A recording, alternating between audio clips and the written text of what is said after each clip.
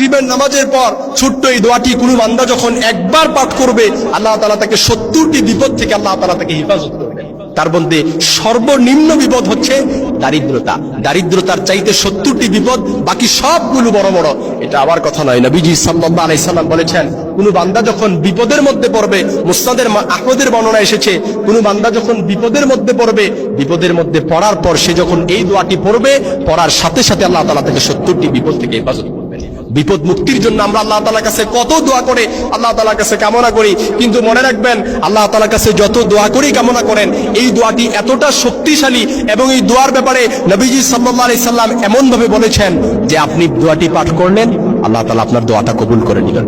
বিপদ মুক্তি, উদ্বেগ, উৎকণ্ঠা, পেরেশানি, যত যা কিছু বলেন না কেন, আপনার জীবনে কত বিপদ আছে আমি হয়তো নামগুলো সিলেক্ট করে বলতে পারবো না, কিংবা আপনিও কয়টা সিলেক্ট করবেন, 1, 2 থেকে 10টা 20টা আপনি সিলেক্ট করতে পারলেন, কিন্তু একটা নয়, দুইটা নয়, 30 নয়, 40 নয়, 70টি বিপদ থেকে আল্লাহ তাআলা আপনাকে মুক্তি দান করবেন। এমন একটি দোয়া, যে দোয়াটি হযরত ওমর ফারুক রাদিয়াল্লাহু তাআলা আনহু বর্ণনা করেন, যে ব্যক্তি বাজার দিয়ে যাওয়ার সময় এই ছোট্ট দোয়াটি পাঠ করবে, সে ব্যক্তির আমলনামায় 10 লাখ নেকি লেখা হবে, তার আমলনামায় থেকে 10 লাখ গুনাহ মুছে দেওয়া হবে। সেই দোয়াটি এমনই কি, এই দোয়াটি থেকে পড়ার কারণে 70টি বিপদ থেকে আল্লাহ তাআলা তাকে হেফাজত করবেন।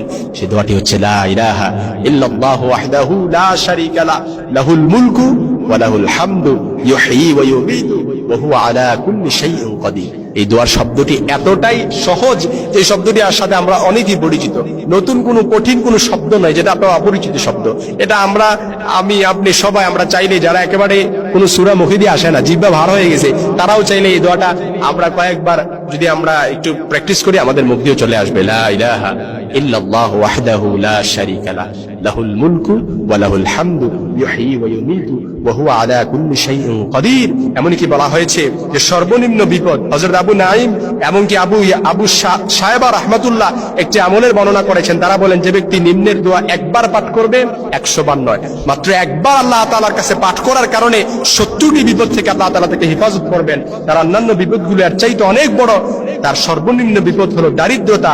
যে ব্যক্তি এই দোয়ার আমল করবে, আল্লাহ তাআলা তার সব বিপদ থেকে আল্লাহ তাআলা তাকে দূরীভূত করে দিবেন। এবং এমনকি বলা হয়েছে, দুশ্চিন্তাগ্রস্তদের জন্য যদি যারা এই দোয়াটি পাঠ করবে, যারা দুশ্চিন্তাগ্রস্ত, ঋণের ব্যাপারে আপনি দুশ্চিন্তায় আছেন, ঋণের টেনশনে আছেন, বিভিন্ন মামলা মোকদ্দমায় জড়িয়ে আছেন, ছেলেকে নিয়ে টেনশনে আছেন, যত যাই বিপদ বলেন না কেন, সব বিপদ থেকে আপনি যদি মুক্তি পেতে চান, এই দোয়াটি পড়েন, লা ইলাহা ইল্লাল্লাহু ওয়াহদাহু লা শারীকা লাহু লাহুল মুলকু ওয়া লাহুল হামদু ইউহয়ী ওয়া ইউমীতু ওয়া হুয়া আলা কুল্লি শাইইন কাদির। আল্লাহ তাআলা আমাদের ভাইদেরকে, আমাদের বোনদেরকে সমস্ত বিপদ আপদ থেকে আল্লাহ তাআলা হেফাজত করবেন।